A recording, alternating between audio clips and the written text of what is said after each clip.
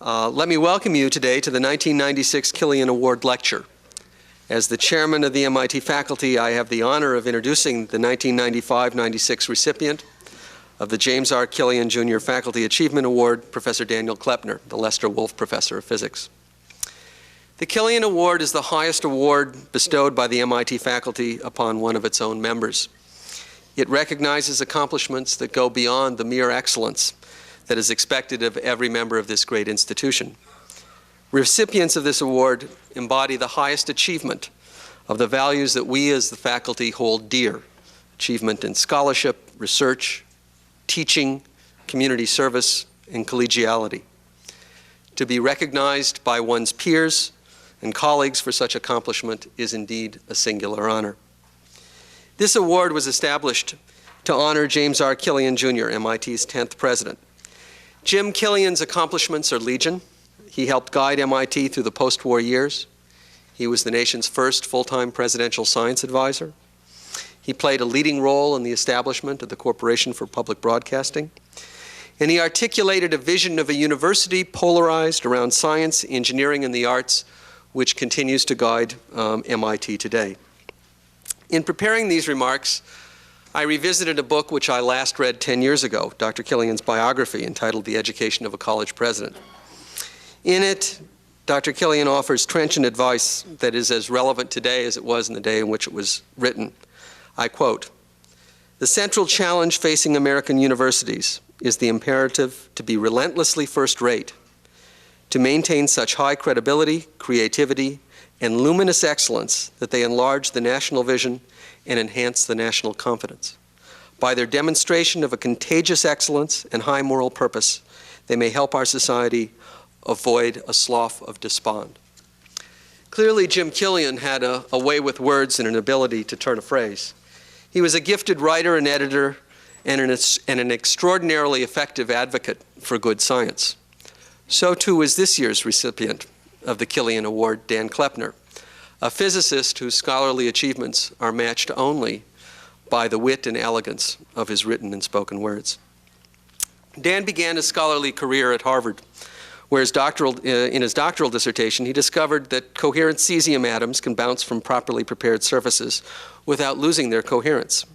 This discovery provided the foundation for his invention, with Norman Ramsey, of the hydrogen maser, in which hydrogen atoms bouncing about in a microwave cavity stabilize the frequency of a clock to a precision better than 1 microsecond per year. Now, I must tell you from personal experience that this is indeed a great discovery, because our ability to measure time with great and unerring precision has allowed the creation of such wonderful technologies as global positioning systems. In fact, each summer when the Bacow family is groping off the coast of Maine in the fog, we say a little prayer of thanks to people like Dan Kleppner for their work that made possible the invention of GPS. Because it's in fact his work which gives rise to these marvelous little devices. This is a handheld GPS receiver, which will tell me wherever I am in the world within a few meters of accuracy, and helps me to bring my family home when I can't see anything around me. Dan joined the physics department in 1966. Today he's recognized as one of the world's leaders in the field of atomic physics. He pioneered the study of Rydberg atoms, which helped to clarify our understanding of how chaotic behavior emerges as one goes from quantum mechanical states to classical dynamics. His work on the suppression of spontaneous decay of excited atoms, previously thought to be inexorable, has led to novel kinds of lasers and photonic devices. Indeed, in the current political environment in which support for basic science is being questioned, Dan Kleppner's work stands out as a wonderful example of why society must continue to invest in the search for new knowledge. Not surprisingly, the Killian Award Committee is not the first group to recognize Dan's considerable achievements. Dan's been honored with the Davis and Gramier Prize of the American Physical Society and the Meggers Award of the Optical Society of America. He's a Phi Beta Kappa lecturer and Lilienfeld awardee of the American Physical Society. He's a fellow of the American Academy of Arts and Sciences, the American Association for the Advancement of Science, and a member of the National Academy of Sciences. For years, Dan has contributed to the life of the Institute, through his gifted teaching of both graduate and undergraduate students. His text in classical mechanics is widely regarded as a sophisticated introduction for undergraduates in the field and has been used both at MIT and elsewhere. Dan serves as the Associate Director of the Research Laboratory for Electronics, which has also been the intellectual home of much of his research, and also serves as the Ombudsman in the Department of Physics, a position which I'm sure at times tests both his wisdom and good judgment. No introduction of Dan Kleppner would be complete without reference to his column in Physics Today. While I cannot confess to be a regular reader of the journal, I went back through past issues in preparing these remarks. And I must say I have to recommend his columns to all of you. They are witty, they're insightful, and accessible even to a social scientist who last studied physics in 1970. Let me close by quoting one of Dan's columns written in response to an article which questioned the morality of science. And I quote, "It is upsetting to find oneself suddenly on the wrong side of the moral fence. There are, after all, certain compensations for being bad. Bad people can wallow in money, wield power recklessly, exploit their friends, and drive red sports cars. I seem to have missed most of these pleasures. My choice now is to get serious about being bad or to refute the critics. I opt for the latter." Dan, on behalf of your colleagues at MIT as well as in the Academy, we are pleased you have made this choice and in the process have become such an eloquent and articulate advocate for good science. If you'll come forward now, I would like to read the citation for the 1995-96 James R. Killian Jr. Faculty Achievement Award to Daniel Kleppner. In recognition of his extraordinary achievements in atomic physics, most notably his pioneering research in the field of Rydberg atoms and his contribution to the invention of the hydrogen maser and its application in ultra-precise clocks. A teacher and writer of great felicity and wide influence, he has inspired generations of scientists and contributed widely to the development of his profession. Dan, congratulations.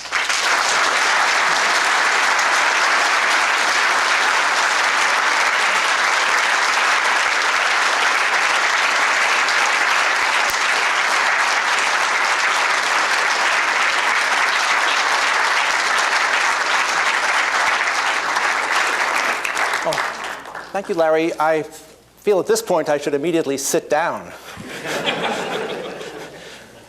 But I am very pleased and honored to receive this honor from the faculty of MIT and from the institution. I'm somewhat puzzled also because when I look at my colleagues throughout the institute and think about the wonderful things which are going on around here, I'm a little bit puzzled as to why it is I am the person to be up here talking while you are all there listening. But I feel it's rather bad luck to worry too much about good luck, so I will stop worrying about it and go on to talk about what I would like to talk about today. The first thing is the title of my talk. Some people have asked about it, Views from a Garden of Worldly Delights. They asked why I chose that title. The answer is that if I had called the talk Selected Topics in Rydberg Atom Physics, you probably wouldn't come.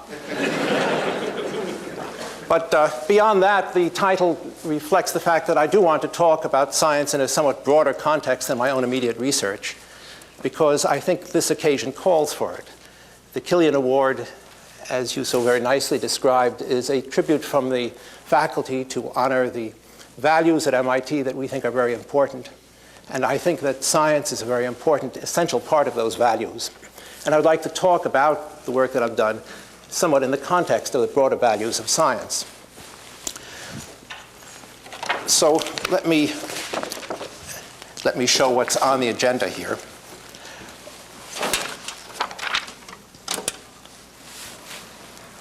There's the title, in case you forgot it, and I'd like to thank my wife for supplying the flowers. It was a midnight inspiration. But it is rather a flowery title, and it's somewhat perhaps a flowery talk, but as you'll see, it's an appropriate title, I hope. I also would like to acknowledge the graciousness of providing this decor that matches the title of my talk and makes me wish that I had entitled the talk Views from the Top of a Small Pile of a Hill of Gold. But, okay. Anyway, here is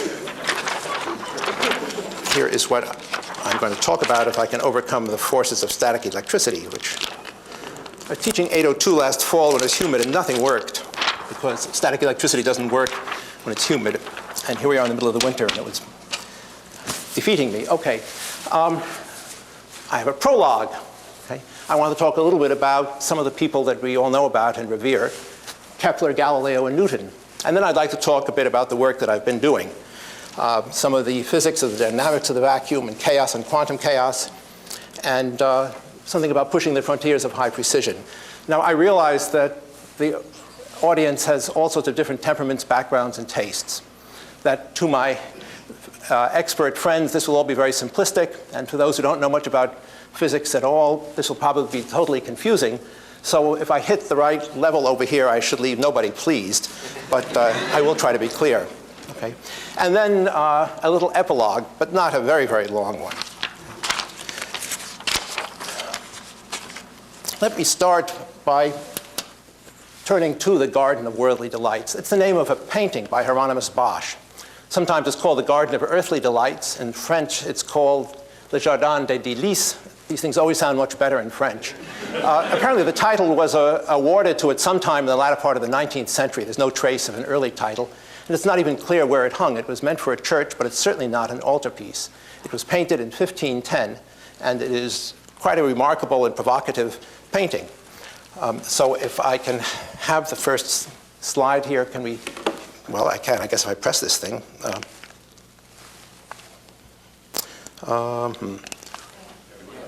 Is it there? Oops, let me go back. There we go. Can you see? Yeah. It's a triptych. It's about as high as I am. It's a bit higher, 6 feet high about, and 6 feet wide. And it's made of 3 panels, 2 small ones which fold over the one large one. This is a traditional form for church paintings. They were kept closed except on special occasions. The outside of this shows the creation of the world. What one sees there is a picture of the cosmos and the earth with forms rising out of the chaos. Very peculiar, ghastly, grisly forms. It's apparently the 3rd day of creation, before any of the beasts have been put on earth, much less man. Sitting way up in the left-hand corner is a very small figure that up there. It's too faded to see from where you are, but it's a figure of God looking down on creation. And what's very unusual about this is that God is holding a book which is open. This book is very unorthodox. The painting is very unorthodox, if not downright heretical, because the thought that God was creating the earth from a preordained plan is not one in traditional religious dogma. And considering what else goes on in the painting, how much it anticipated the 20th century, it wouldn't surprise me if the book held open the quantum theory of gravity, or perhaps string theory. But let's see what the picture looks like when it's open. Here are the 3 panels. Over on the left is the Garden of Eden. In the center, which is generally called the Garden of Worldly Delights, is a large picture with lots of activity taking place, and on the right is a picture of hell. It's a very provocative and kind of spooky picture, because when one looks closely, it is so unorthodox. In the Garden of Eden, there's a picture of Eve being presented to Adam. In the background, there are wonderful animals. There's a giraffe. There are lions. There are lambs. But there's a lot going on there which generally doesn't go on in the Garden of Eden. For instance, the lion is eating one of the lambs back there. Okay? And in the foreground over here, there are very weird, spooky, supernatural creatures which are coming up out of the slime. So this is a very dark view of Eden. It's as if man is doomed even before the fall. Okay? In the Garden of Worldly Delights, it is rather a psychedelic festival. Lots of young people, they seem to be about the age of graduate students, who are sporting themselves in very varied and unusual activities. Here is a little detail from it, a fantastic mountainous form. There's a griffin flying through the sky. Over here, there are mermaids, or perhaps mermen, flocking down there. Here's someone doing aerobics. There is a little mermaid there. Here are a lot of people who are sitting around eating a giant strawberry. These are all vegetarians, and they're eating a lot of fruit. So this is all politically correct. Up here, there's a little figure you may recognize from the poster. There it is. There's a little character flying through the sky on a fish. I think some of my friends were a bit concerned about that and were a little bit afraid I was having an out-of-body experience. But it is not me up there. I'm not sure who it is. But it's a very haunting little image. And this painting is filled with haunting images like that. It's a rather surrealist image. And in fact, the painting is a surrealist painting. It's surrealism 400 years before its time. Here we have people floating in a bubble over here, eating from these giant fruit. Here are some people climbing around in a shell. There is a couple reposing under an oyster shell. The picture is very suggestive, but in fact, no one is actually doing anything here. These are like perhaps flower children who are spaced out, or maybe everyone has watched too much television. It's as if people are in a dream. Okay? This is not a licentious picture at all. It's very suggestive. There's a fellow floating in a bubble over there. Here's someone sitting on a giant bird. This is infested with large beasts, huge birds. There's a crowd back there of people who are hugging each other. It's hard to know what to make of it. Here is a picture in hell. Okay? Now, the usual depictions of hell was filled with fire and brimstone, but this is a rather different hell. Here's a war machine made up of a knife and a couple of ears which rolls along. Very bizarre, very surrealist touch over there. Here is somebody being tortured by music. There's a bagpipe which is blasting.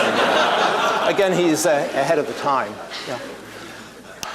Maybe the most haunting detail in this whole figure is this face which looks out from underneath this little platform where people are being tortured. It's a face, it's just sitting there looking. Okay? This is a picture of really total confusion, of anarchy. Nothing makes sense. It's a rather existentialist view of the world. It's just a world of absurdity. It isn't a view of terrible condemnation. The people are rather being tortured, but rather whimsically tortured over here. This was the vision of this marvelous painter in 1510, who anticipated surrealism and existentialism by 4 centuries. Now, I'd like to jump ahead and show another picture. And this is a picture of Johannes Kepler, who was born about 60 years after Hieronymus Bosch died. Of course, Kepler is a very well-known figure. Every freshman learns about Kepler's laws, except the freshmen I teach. Since one year, when I was trying to talk about Kepler's laws of planetary motion, I accidentally said Kleppner's laws of planetary motion. And since then, I've tried to avoid the name. Okay. Can we turn off the projector? Because I would like to show a little bit about where his laws came from. I won't go through his whole history, although it's a wonderful history. There's a marvelous book by Arthur Koestler on the life of Kessler. On the life of Kepler. Yeah. He became a mathematician and an astronomer at a rather young age, and at the age of about 26, he published his first work called The Mysterium Cosmographicum. Okay. It was his attempt to try to reconcile the motion of the planets to a rational scheme. And of course, he constructed this figure, which I think you've probably all seen, in which one has all of the regular solids, one embedded inside of a shell, embedded inside of the next. And his belief was that the planetary orbits would fall within those shells.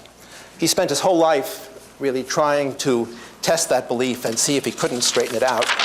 But it was a failure, and in some ways, his life was a failure. Let me jump on now to 1619. This was the Cosmicum Graphicum was about 1596, yeah. So we're 23 years later. His last major work, the Harmonica Mundi, the music of the world, in which he at last had unearthed the secrets of the planets. It was a time of great elation for him because he had discovered that his whole life he'd been working on the wrong thing, that it wasn't in the geometrical solids at all. The secrets were in music. Okay? He managed to equate the motions of the planets, the eccentricities, the variations in speed, to musical scales, and felt that every planet was singing its own song as it went around. Now, This, of course, is sheer balderdash. The planets do not make any music, and these scales don't really work.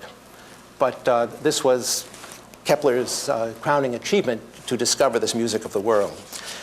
But he had discovered something else while doing this. He discovered the laws by which he's known, Kepler's laws of planetary motion. The first is that the planets follow elliptical paths.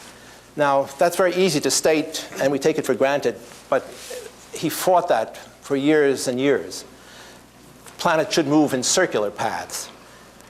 Even under the Copernican theory, one tried to equate planetary motion to circular paths. That Brahe had a cosmology in which the planets moved in circular paths, but the circle wasn't exactly around the sun. And one can introduce still cycloid circles moving on cycloids. And he gave that up very, very reluctantly. The fact that they actually moved on elliptical orbits was a terrifying truth for him, and one that he took no pride in and rather suppressed. Also, the law of equal areas. As the planets move around the ellipse, if they're far away, they move slowly. If they're close by to the sun, they move rather rapidly. He discovered that. It was a useful computational tool for him. But again, he seemed to take very little pleasure in that. And the third law, namely that the square of the period of a planet is proportional to the cube of the radius, of the semi-diameter of its axis, which he founded in 1618, is buried in the music of the world. So he had made these great discoveries, but he hadn't really known just what he had discovered. Now I'd like to show another picture, which is taken somewhat later. Here's a picture of the planets of Jupiter. These were taken by a rather good telescope, the Yerkes Observatory, but one can see comparable pictures just looking with a rather small telescope. And these are the planets of Jupiter on 3 successive nights. Well, it's actually one night at 2 hours, a few hours apart, and then several days later. And one can see that these have moved. Now, the discovery that Jupiter has moons, that the moons are going around rather rapidly, was made in 1610 by Galileo. Let me just, for the record here, let me put on the, yes, there's a picture of Galileo. I just want to pay him tribute, and I'd like to show his telescope over here. This is a picture of the very primitive telescope that he used. He, of course, didn't invent the telescope. Someone in Holland got it to him. It was a spyglass. He turned it on the skies and did some miraculous astronomy with it. The level of that astronomy is fabulous. Let me show you. Here are pictures from his notebook, sketches of the moons of Jupiter taken on successive nights. These have been preserved, and Professor French, Tony French, very kindly told me about this and showed these to me. These are his actual drawings with the positions of the planets put in, and Tony French plotted them. And this is the Callisto. Okay? I doubt that Galileo ever made a plot like this, but you can see the wonderful quality of this data, even though it was taken without any type of modern instrumentation at all. He was a master physicist, a master astronomer, a master measurer. Okay? He also realized what he had over here. When you look at that, what you're looking at is a clock in the sky, and he realized the moons of Jupiter constituted a clock, and that the clock would be very useful.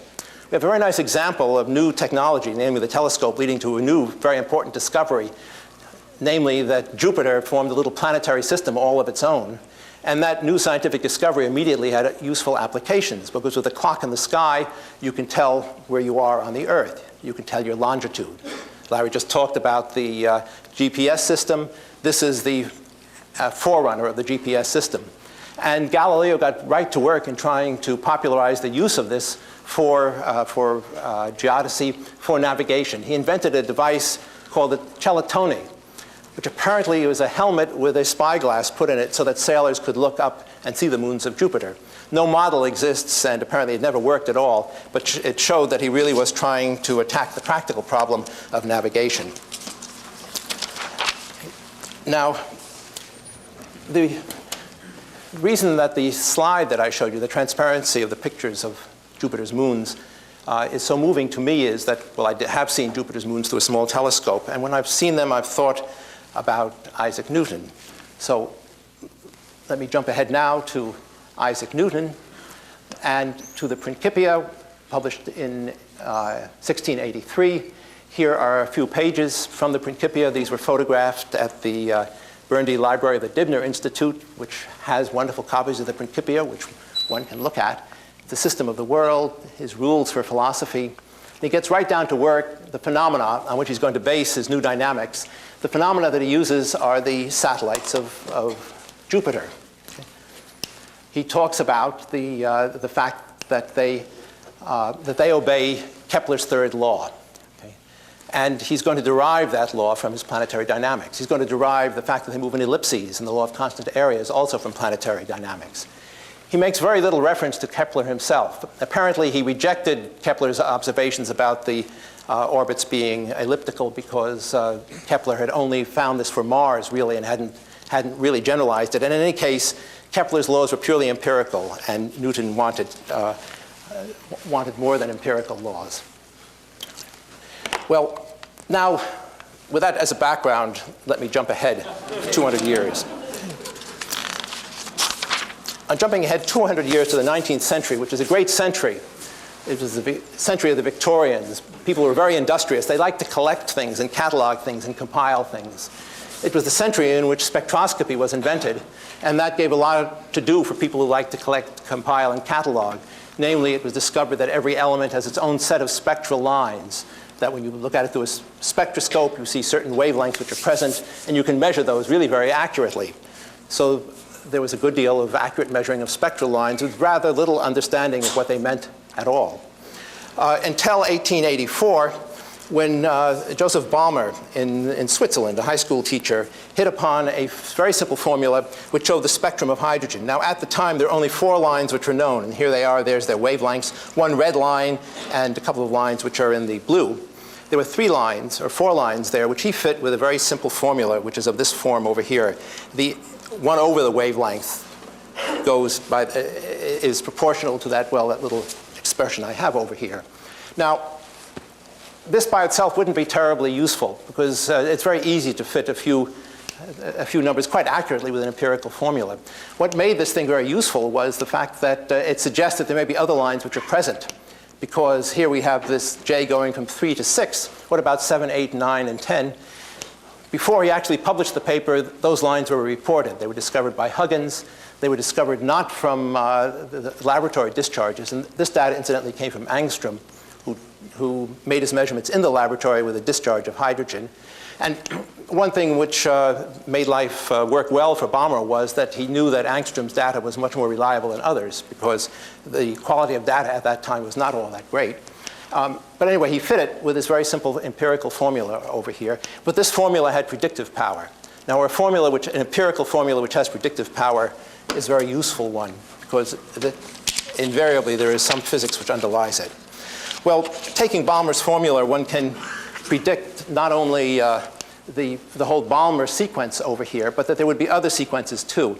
He wrote his formula as 1 over 4 minus m squared, but if you think of this as n squared minus m squared, you can see that you can predict a whole different series of spectral lines. And they were discovered rather rapidly. Well, Paschen in 1908, this is in the infrared, Lyman a bit later than that, this is in the very far infrared. So we have a whole series of lines, and we can fit them very, very well with a formula, but the question is, what does the formula mean? The situation was a bit like the situation that Newton faced when he had Kepler's laws to deal with. Very accurate empirical laws, but no physical foundation for them. Well, of course, the foundation was laid by Niels Bohr in 1913. When he introduced rather heretical views into physics, he laid the foundations for modern quantum mechanics. He suggested, first of all, that the atoms exist in various stationary states.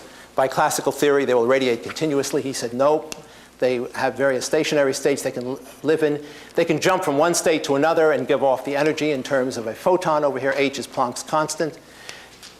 There was another postulate, namely that he was introducing a new type of mechanics, and somehow whatever he said, whatever he calculated over here, would have to agree with the classical mechanics in the classical limit.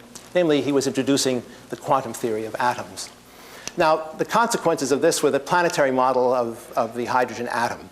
The energy of the atom goes as 1 over n squared, where n are digits. you can think of the radius of the orbit. It goes up as n squared. Most importantly, he actually computed the value of this Rydberg constant from other fundamental constants.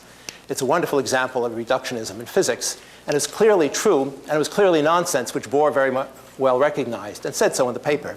Namely, that what he did over here was to lay the groundwork for a new physics, but his explanation was totally unsatisfactory. He took a bit of classical mechanics, imposed some quantum ideas on top of it, and came out with a formula which worked. And he said this points the direction for a new type of physics, and of course, that's exactly what happened. Quantum mechanics was invented the next decade. Well, he makes a very interesting comment in the paper on this. He asked, in the Balmer series, you can see in the laboratory lines coming, you can see emission lines with values of n as high as maybe 15 or 20, but not much higher than that.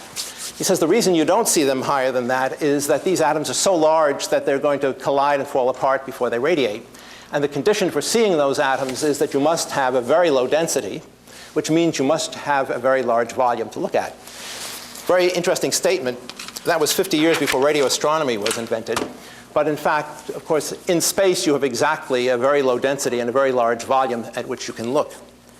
And in the 1960s, when radio astronomy was just getting going strong, those lines were seen. In fact, this is the first line. This occurs when around a star, when an electron moving around a proton radiates, gets captured, and then cascades down through these very high orbits.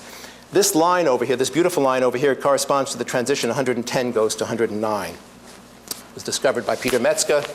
I find this drawing fascinating because it's very difficult to do as well in our laboratory.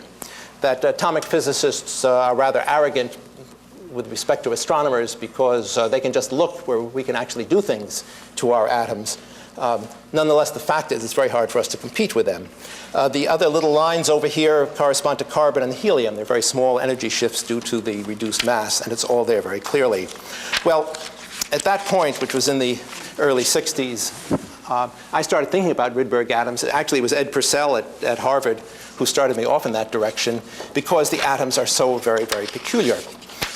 Namely, if you look at hydrogen in these very high-lying states with the very large values of n, there are a series of simple scaling laws which tell you how things vary, and they vary rather spectacularly. The radius goes up as n squared. Now, suppose n is 100. You're talking about a radius which is 10 to the 4th times larger than an atomic radius. This is practically macroscopic. The binding energy goes down. The transition frequency for delta n equals 1. Instead of the optical regime, you're in the microwave regime, like the line I just showed you. The cross-section goes up as n to the 4th. It interacts very strongly with electric fields. The field you need to ionize the atom gets very, very small, and that turns out to be very useful because it's very easy to detect these atoms. You just ionize them. In the ground state, it takes 1 billion volts per centimeter to ionize an atom. In a, well, for n equals 30, 1,000 volts per centimeter will do the trick. It interacts very strongly with magnetic fields. There's an n to the 4th scaling law there. Also, they don't radiate. They live for a very long time compared to conventional atoms. The lifetimes go up as between n to the cube and n to the 5th. So you can have these atoms sitting around for a very, very long time. The fact that they don't radiate makes life very simple, but it also makes it very difficult. It's simple because you don't need to worry about them decaying before you've looked at them, but things which don't radiate don't absorb. And in the mid-60s, one couldn't make these atoms in the laboratory because there were no sources of radiation powerful enough to excite them. Well, let me just point out one other feature of this. If we look at the scaling law of the radius and the transition frequency, we find Kepler's third law. Okay? Well, in a sense, it's rather trivial. The reason, of course, is that we're talking about the same type of force, an inverse square law of force. We'd also find the law of equal areas if we believed in orbits up here. That's just conservation of angular momentum. So the persistence of the scaling law over here is just, if you like, it's a coincidence due to the fact that the electric forces and gravitational forces both vary as 1 over the distance squared, if that's a coincidence. Nonetheless, these atoms are obviously very intriguing, and in the next decade, techniques became available for making them. We had lasers which were powerful enough to excite the atoms, and once you can do that, you can make them quite easily. Let me just show a typical scheme for making Rydberg atoms. Certainly, a Rydberg atom is any atom with very large value of n. No one seems to know how big it has to be a Rydberg atom, but I'll be talking about values of n, maybe 30, perhaps 100. You make them in a vacuum. You have a little oven. If at all possible, you try to avoid hydrogen, because hydrogen is a terrible atom to work with. Alkali atoms work very well. And when you get into Rydberg states, the differences between hydrogen and the alkali atoms are practically negligible in many cases. Okay? So you have a beam of atoms coming along. We zap them with laser light to knock them up into a Rydberg state. We use the Bohr frequency relation, but in reverse. Instead of the atoms radiating, they absorb. And they absorb resonantly. They go into a Rydberg state. And then one can detect the atom very easily by applying an electric field. Okay? The electric field ionizes the atom. Once you have a charged particle, it's cinched to detect. Neutral atoms are beasts to detect, but the Rydberg atoms, since you can ionize them, are quite easily detected. So those are very powerful techniques. Just as an example of a little bit of spectrum, here is a spectrum from what n equals, here we're going from 100 to 117 over there. These are actual lines that we recorded in the laboratory quite a while ago. These little peaks on the line over there are due to the electric field. We were actually trying to measure the field. They're not very important. But you can see that the signals over there are quite large, and one can see them. OK, that's sort of a background. This is an intriguing new class of atoms. Everything is totally distorted. The interactions with magnetic fields, with electric fields, with the radiation field, totally different from other atoms. We have new techniques for making the atoms, for detecting the atoms, and there should be some interesting applications. So I'd like to talk briefly about a few of those applications. The dynamics of the vacuum. Well, that's a very interesting idea. The fact that the vacuum has physical properties. It's commonly accepted in physics. We don't think much about it, but if you're not a physicist, the thought that empty space is really not empty is kind of an unsettling thought. And I just wonder what Kepler, Galileo, or even Newton would have made of that. I'd like to talk a bit about order and disorder. And I'd like to talk about my old love, namely precision measurements and perhaps clocks. OK. Now, according to the Bohr theory, the atoms are in excited states. They can jump to another state. The Bohr theory doesn't tell you how it jumps. The foundations for that were laid by Einstein, who pointed out the properties of what he calls spontaneous emission. Namely, every excited atom is going to radiate at some rate which depends on the structure of the atom, which he could not calculate at the time. But he laid out the foundations, and this process called spontaneous emission is a fundamental process. It's the fundamental irreversible process. Namely, if you take any atom and excite it, it's going to radiate down to its lowest level. Okay? You don't do anything to it all by itself in free space.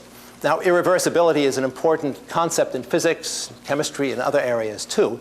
It is often due to the fact that you have large numbers of particles interacting. But this is the fundamentally irreversible system, namely one atom sitting all by itself, except it isn't sitting all by itself. It's sitting all by itself in space. Okay. The fact that these atoms decay causes problems. It means that the atoms, of course, have a lifetime, which is 1 over the decay rate. So you only have a certain amount of time to look at the atoms. It creates noise in quantum measurements. When you track down the ultimate source of noise in any measurement device, it comes down to the spontaneous emission. So it's the ultimate source of noise in measurements. And at the bottom, I've just said it's a nuisance, because we'd rather not have it occur. Now, when you limit the lifetime of a measurement, because of the uncertainty principle, you introduce a spread in an uncertainty of the energy. And if you're looking at the energy radiated, the uncertainty in energy is reflected in the uncertainty in the frequency. If you look at a spectral line, and here's a crude drawing, there's the intensity of the line as a function of frequency, it has what we call a natural line width. It may be very, very narrow, but it's always there. And that line width over here is just inversely proportional to the lifetime. Namely, it's directly proportional. It's essentially this spontaneous emission rate. Suppose we could prevent the atom from radiating. What would it be like? Well, I set out to do that a long time ago for a reason which I realized even then was self-defeating. Namely, there was one line we'd like to measure very, very accurately in hydrogen. It's the transition between the 2s state and the 2p state. Let me just say that it is a line which is hard to measure because the 2p state, the first excited state of hydrogen, decays very, very rapidly. The difference in the energy is called the Lamb shift. It's very important in physics. It's purely quantum electrodynamic in origin. It's an important test for quantum electrodynamics. And it's very difficult to measure it because of the very short lifetime of this excited state of hydrogen. The question is, could you prevent that excited state from radiating? The answer is yes. And you can do it by cutting the atom off from the vacuum. And the way you do that, as I'll explain, is you put it in a very, very small cavity. Now, I proposed this in passing in some lecture notes in the late 60s. I pointed out, though, at the time that it really wouldn't help at all, because by the act of putting the atom in the cavity, you change the Lamb shift. And this is one of these things which is actually quite profound, but I didn't realize just what I was saying at the time, because what it really means is that the concept of an atom just sitting by itself in empty space is a metaphysical concept. It interacts with the space. If you try to change the nature of the vacuum, if you try to change the nature of the space, you've changed the nature of the atom. Nonetheless, the thought of cutting off spontaneous emission was intriguing to me, and with Rydberg atoms we could do it. Here's how it's done. We have a source of atoms. It's an atomic beam, and it travels some distance, and it may take of the order of a millisecond or so to get from here over to there. We excite the atoms with a very short pulse of laser light over here, and measure the arrival times down here. The very fast ones come soon, the slow ones come later, and we get what we call a distribution curve. Now, if the atoms are radiating as they travel this way spontaneously, and you choose a system where the spontaneous lifetime is about the transit time, then you're going to lose most of them, and the number that you get there is very small. How do you prevent them from radiating? Well, you cut them off from the vacuum by putting them in a cavity. In this case, you can think of it as a waveguide beyond cutoff, if you know about waveguides. Otherwise, let me just say that if you put metal plates nearby, they can't radiate. And so one puts metal plates nearby, and one sees that the atoms live. So in this region, the atoms are really very different from the way they are in free space. They simply are not radiating. And we did the experiment. It worked fine. Here's one drawing to show a little bit in more detail. There's a time-of-flight spectrum that we have over here. Fast atoms coming, slow atoms coming. This would be calculated if there's no radiative decay. What I've put here is a radiative decay curve. The atoms are decaying at that rate. So what you actually see is under this red area here, which is much smaller than that. By measuring the ratio of this area to that area, you can tell whether or not you've turned off spontaneous emission. And in fact, here is the original data from this experiment. And this curve over here, this increase in the curve, says that in fact the lifetime is inhibited. It's something that's at least 20 times longer than it would be in free space. Well, that was a curiosity at the time. It seemed rather novel. At this point, I think it seems rather commonplace. But it points the way to just the opposite experiment. Namely, instead of having the atom cut off from free space, you can make it interact very, very strongly. And the way you do that is by putting the atom into a cavity. Now, I have a little demonstration over here. I've been talking rather glibly about atoms interacting with the vacuum. We have to picture free space as a place where you can have radiation, where you can have waves going by, any direction, any frequency. But if we look at one of those, the atom can interact with that wave, and it can exchange energy with the wave. And this little demonstration over here shows very much what goes on. Here is a pair of what we call coupled oscillators. You notice that the energy is leaving this one and going over to that one, and it's coming back. A very well-known phenomenon. We always teach it in freshman physics and beyond. Now, what's happening in free space is that we have lots of these oscillators. If I were to have a large demonstration with 3, 4, or 5 of these balls hanging, and I set this one going, it would make that one go. The energy would go there and get transferred down and move back and forth through it. Eventually, it might get back here. But as I put more and more of those in there, the energy would never get back here. And this is an analog for spontaneous emission. Namely, there are so many modes with which the atom can couple, the radiation leaves and it never comes back. Now, the experiment I just showed you was one where we just cut it off from all the modes, and the energy never left. But what we can do is let it interact simply with one mode by putting the atom into a cavity which is tuned to that mode. If it's a very good cavity, the energy just moves back and forth from the atom to the cavity and from the cavity back to the atom. And we started a series of these experiments where we have atoms flying along over here. They're going through a cavity, interacting with the cavity, and then we can detect the final state of the atoms. And what one sees is that, indeed, the atoms exchange energy with the cavity. What we're doing here is measuring the atoms in the two states. Here's the upper state, and there's the lower state. They leave this state and go into that state, and they swing back and forth. This is not one atom. This is several hundred atoms. one would very much like to do it with one atom. One would, but one didn't. At least this one didn't. But experiments with one atoms in these microwave cavities have been done. First ones were done by Herbert Wolfe at Munich. In order for this to work very, very well, you need a really super cavity. And we never got the Q, which was high enough. Nonetheless, you could very well see the effect of the atoms interchanging, spontaneously interacting with the cavity and exchanging energy back and forth. Well, what's it all good for? It's good for a lot. But there was a very beautiful demonstration of these ideas carried out in the optical regime rather than the microwave regime, which I'd just like to show you recently by Michael Feld and Kunyoung An, the single atom laser. Here, the same ideas are being applied with an atom interacting with the cavity, but not in the microwave regime. This is ordinary optical radiation. One has a stream of atoms which are coming along. One excites them with a laser beam. They go into a cavity. In that cavity, the cavity is basically empty. There's nothing there. An atom may spontaneously radiate into the cavity. If it does, the photon it gives up does not leave. It rattles around. And if you have enough atoms, it'll stay in until the next atom comes in and make that atom radiate faster.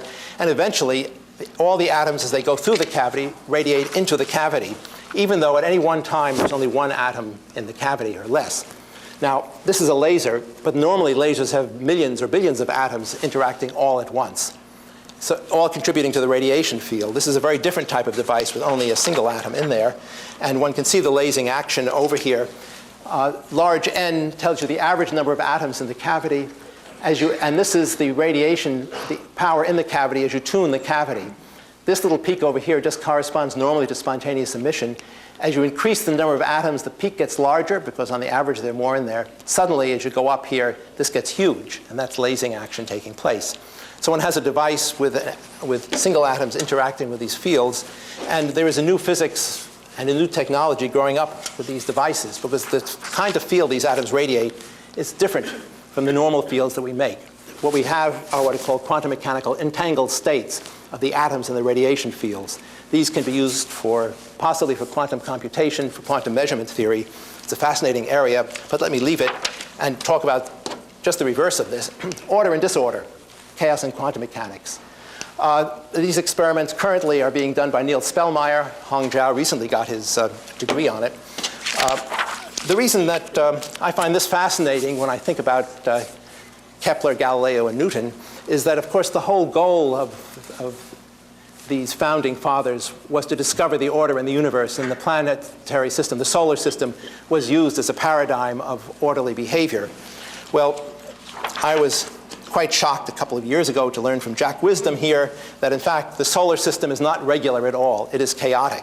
The motion is very irregular. What we're looking at over here is the obliquity of Mars. I think he chose Mars. Well, he says it was just because of a particular resonance in it, but this was the same planet that Kepler went to war on trying to figure out its orbit because it's so elliptical.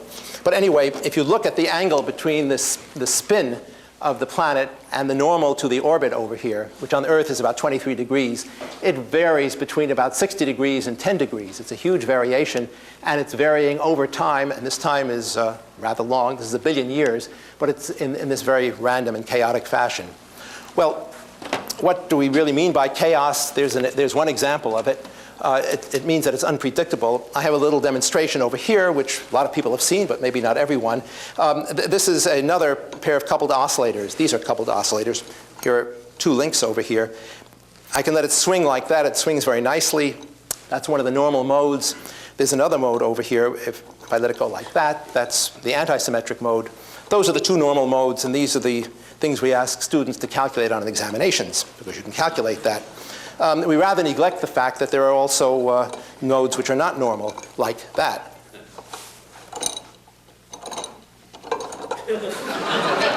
Now, I advise you all to watch that very, very carefully, because it's never going to do that again. Okay? So this is a unique opportunity. It seems to have a life of its own. It's really quite intriguing. It's losing a little bit of energy to the table over here, but if we let it go. In fact, I was going to try the exercise of hypnotizing the whole audience because it really is rather hypnotic. But without defining chaos, I can tell you that's what it is. And I can give you a working definition of it too. Namely, if you try to grab this thing, while it's moving like that, you're really likely to get your knuckles wrapped, where when the motion is regular, it's very easy to pick it up. Okay? Well, the chaos assumed its modern importance really with the work here by Ed Lorenz in the 60s, when he realized the significance of this, first looking at weather systems, and then it was realized it's a much more common phenomenon than that. Okay? The existence of this type of motion was known by Poincaré at the turn of the century, but he didn't have the right tools, namely modern computers. So now there's a lot of interest in chaos, but the question is, what happens to quantum mechanical systems when they go chaotic? The first answer is nothing at all, because this is a purely classical motion. But let me give you an example of the sorts of things which can happen. These are energy levels of a Rydberg atom of hydrogen in a magnetic field. No, in an electric field. In an electric field. And without going into the explanations, it's all really rather orderly. This is what we call an orderly spectrum.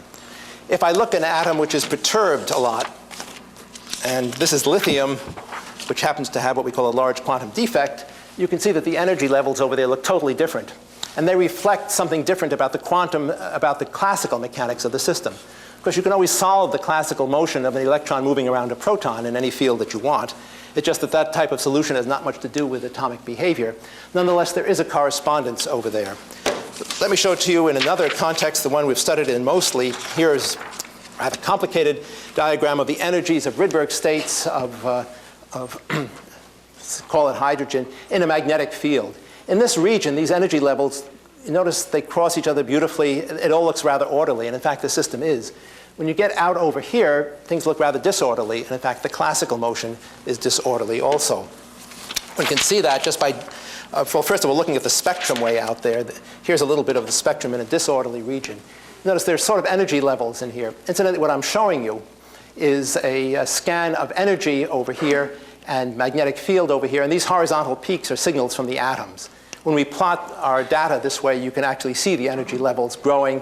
You can see them get large. You can see them get small. They interact. It's all kind of a mess. Here's some crossing with the other ones. There's nothing orderly about that experimental spectrum. But let's go back and look in the orderly regime at the classical motion. And here is a nice picture, this was plotted by freshman Ian Schechter, who knows how to do these things, and Neil Spellmeyer gave him a lot of help in showing him what to plot. This is a picture of an electron moving around a proton in a magnetic field. It's tilted towards us, but this is really sort of a large flower. It's a very nice type of motion. If we let the thing continue to go, the shell would kind of get filled in and we'd have something like a large fruit bowl. It's kind of pleasing. It's really quite orderly.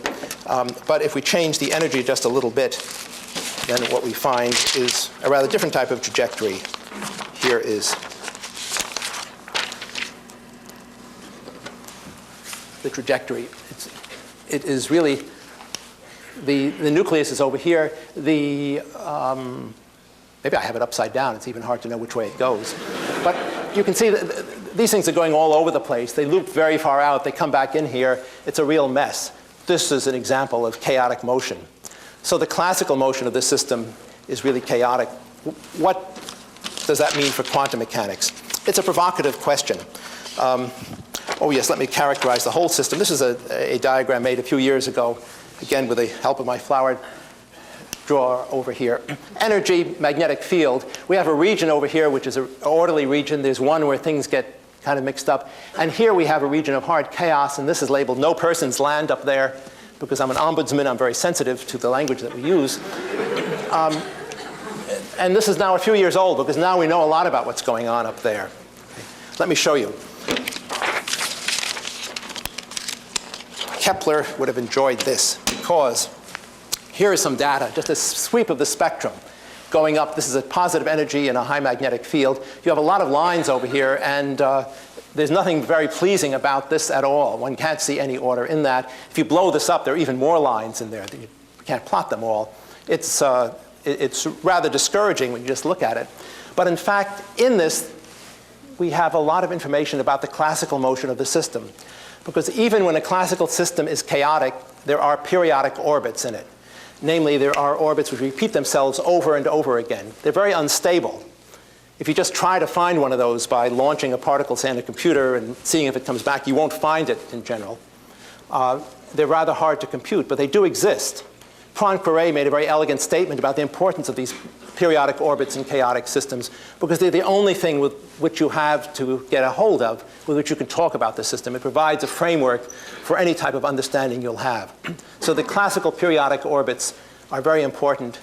And the interesting point is that this quantum spectrum can tell us what they are. Now, the way you do that is a little bit complicated. I don't want to go through it, but I want to show you some of the results. This is actually not for an atom in a magnetic field, but in an electric field. What you do is if you like, you filter that spectrum properly. You do it by, it's a type of Fourier transform using the right variables.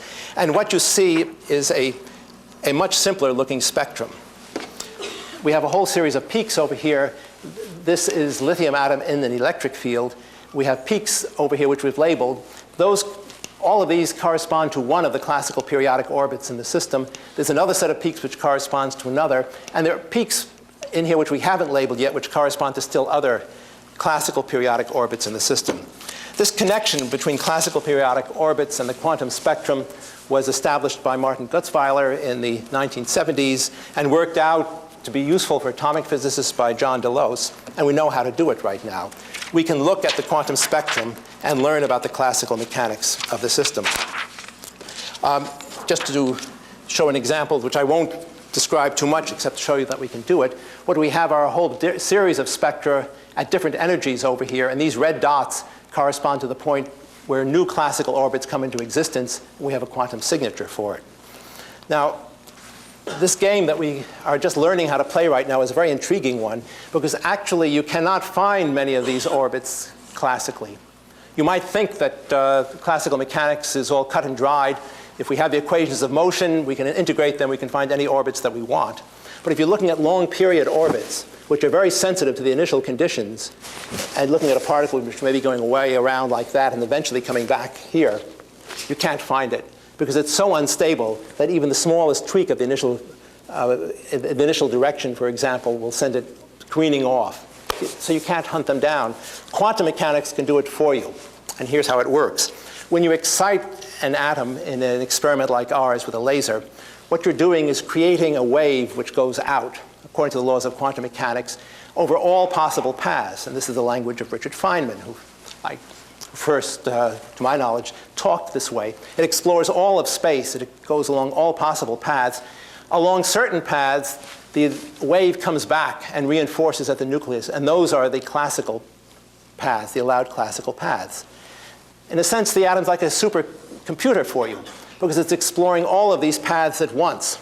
And as you take the spectrum, all that information is in the spectrum.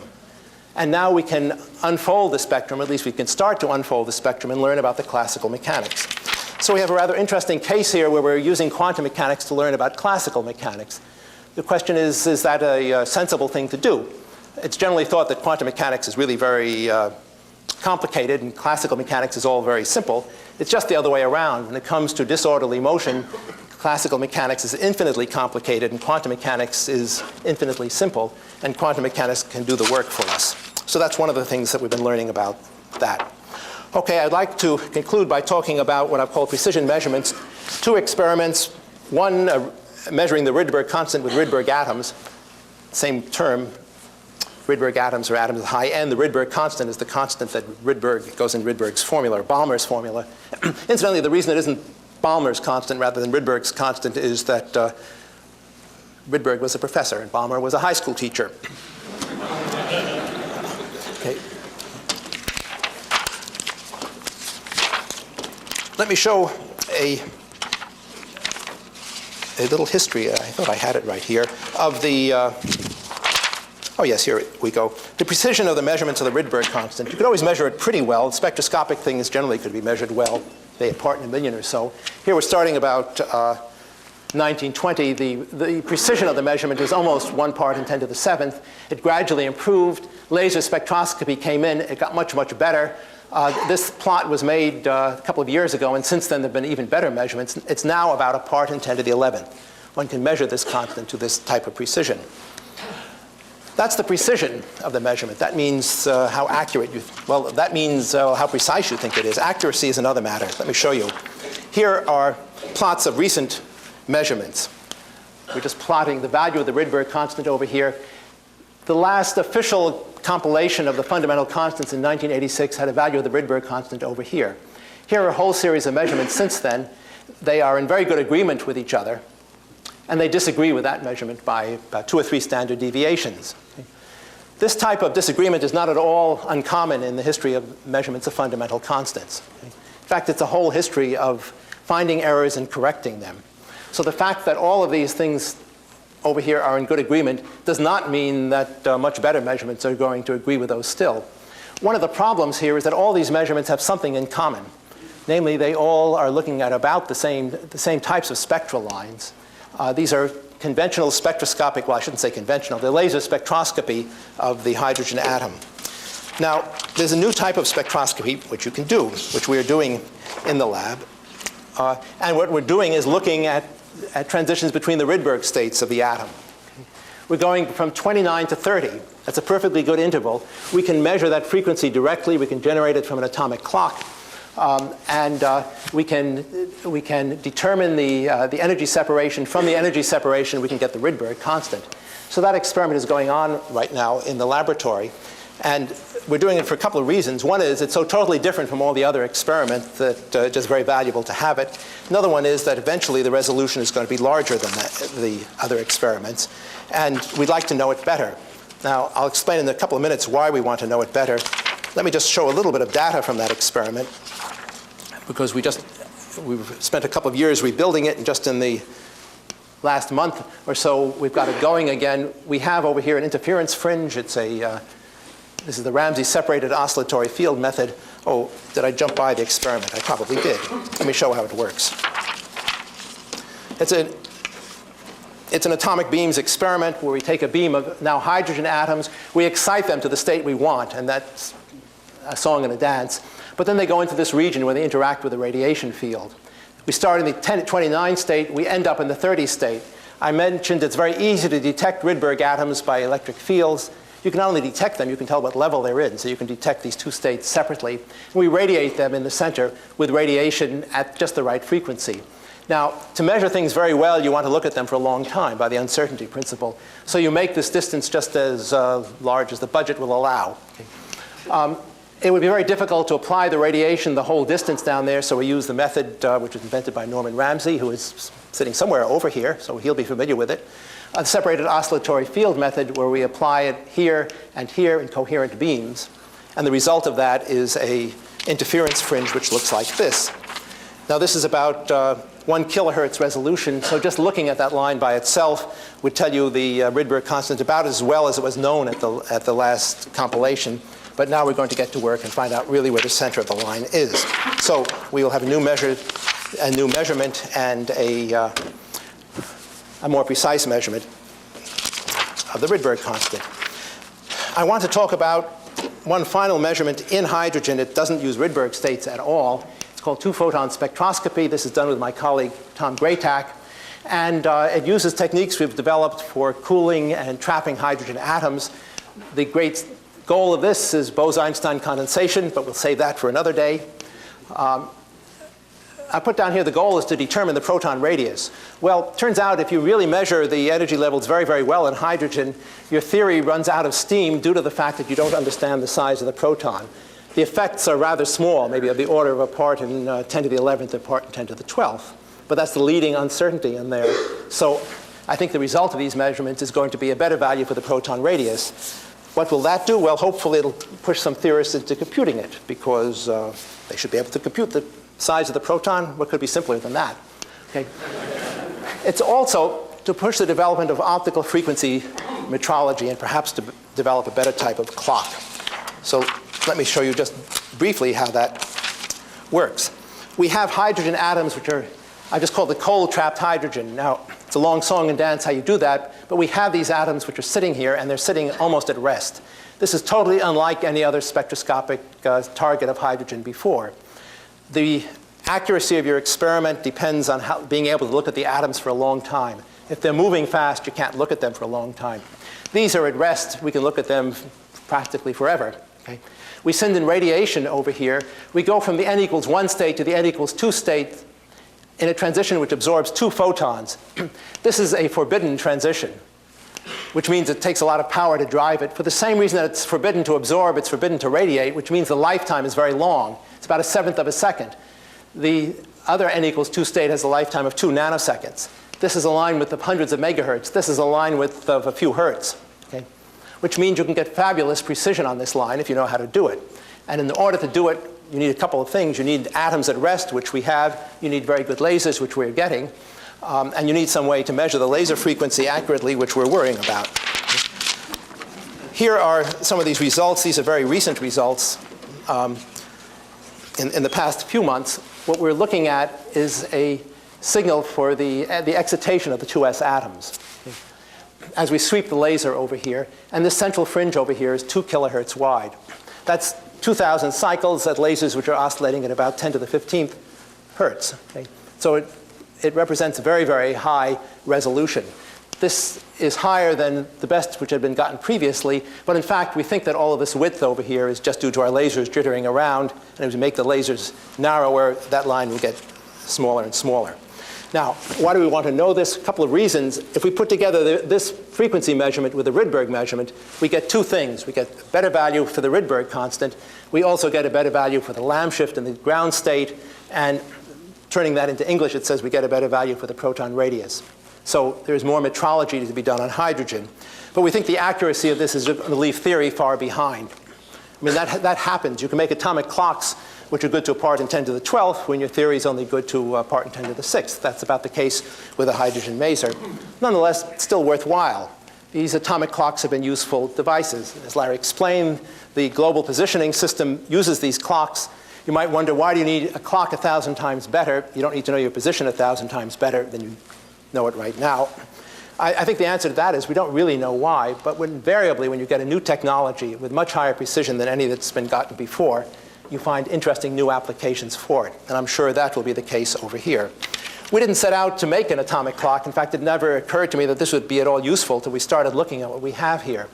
The reason it's a good potential candidate is the line is quite narrow, and we have lots of counts. There are other ways to get narrow spectral lines, stored ions, but you just get a very small count rate, a few photons a second. This thing can give out millions or billions of photons per second. And that high signal-to-noise ratio makes it very useful as a candidate for a clock. Well, I've mentioned the people who are working. I would like to talk about the former students and postdocs. I won't read them off here. The long number of students have contributed to the work that I've shown. I would like to, however, show the students who are working right now. I gave you their names, and here are their faces. Yes. After a while, let's see, forward. Yes, well, there is Robert Lutwack and Jeff Holley and Joel DeVries who are working on the Rydberg constant experiment. And this slide that I showed over here, I wanted to show it because that pink glow there is that Balmer line. This was first seen in the absorption line of the sun by Joseph Fraunhofer in 1817. This is the red line. It's the characteristic line of hydrogen. That, to me, is the sort of the symbol for hydrogen, and hydrogen is the symbol for physics, and physics is the symbol for all that's good. So, okay. Neil Spellmeyer and Hong Zhao. Hong was a little bit worried about having his picture taken here because he actually got his degree last fall. Neil is working on, this is the quantum chaos experiments. And here's Tom Killian and Adam Polzin and Dale Freed, who are working on the trapped hydrogen experiment with my colleague Tom Graytack. And Tom was off teaching at the time I was taking pictures, so I didn't get a picture of him. But those are the people who have been doing all the work. Now, I promised or threatened a little epilogue. So let me tell you what's on my mind. What's on my mind is Kepler. There's a picture of him a few years before he died. This was about 1627. Okay. Kepler led a miserable life. It was miserable personally. He came from a family of sociopaths or maybe psychopaths. An aunt was hanged as a, I guess it burned as a witch and his mother was almost burned as a witch. Okay? His father was almost hanged. One of his brothers was a ne'er-do-well. It was a family of misfits. He himself had poor physical health. He had very poor sight, which made it very frustrating for his attempts to do astronomy. And his whole career was plagued by poor health. He talks of having to walk from one town to another because he couldn't sit on a horse. Okay? Now, that type of difficulty was not that uncommon. Lots of people had problems like that. But he had a miserable life, I think, for other reasons, too. He had none of the sources of support that we expect to do science. There were no instruments around. The telescope was invented later on in his career. He tried to get a hold of one. Galileo promised to send him one and never did, but he managed to borrow one for a few weeks. And in the course of those few weeks, he wrote the first book on optics and set out the theory for optics. So he created this new theory for optics. He spent his life computing things obsessionally. At one point in the Astronomy Nova, he made a mistake, and to correct it, they have the records, 900 pages of calculations done, all in his hand. Okay? No computing help at all. The logarithms were invented around 1614. He learned about them in 1622. In 1624, he wrote the first book on computing logarithms. So he sort of invented the technology for doing computing. Well, we take for granted the modern tools that we have right now.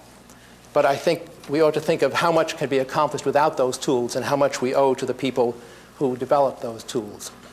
But what concerns me about Kepler is more than that. What concerns me is about the intellectual tools that were denied to him. He didn't have the calculus. He was before Descartes. He anticipated some of the calculus. But he was trying to solve these problems without any of the mathematics that we take for granted. So he was impoverished in those tools also.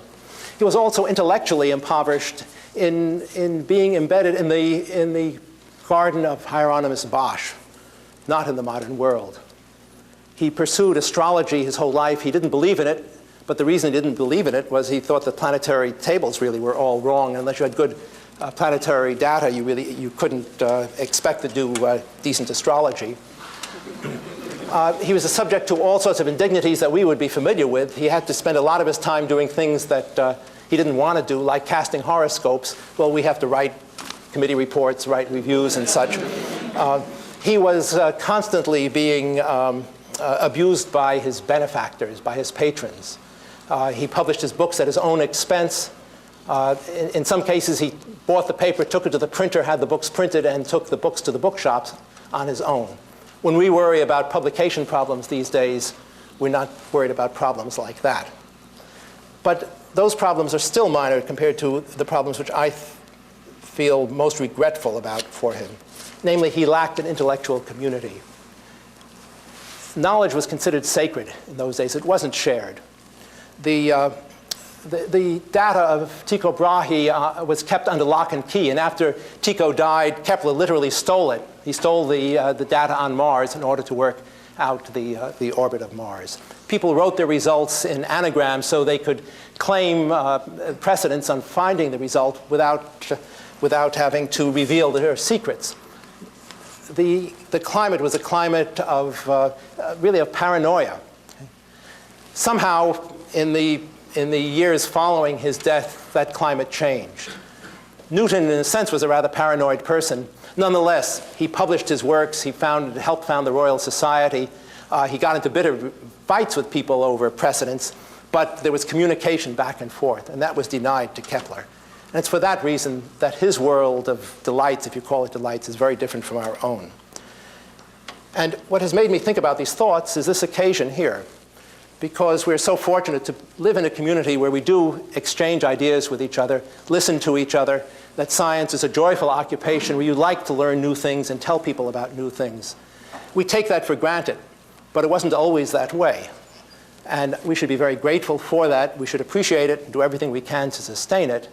And I particularly appreciate it on an afternoon like this when all of you have taken the trouble to come and listen to me talk about these issues. Thank you.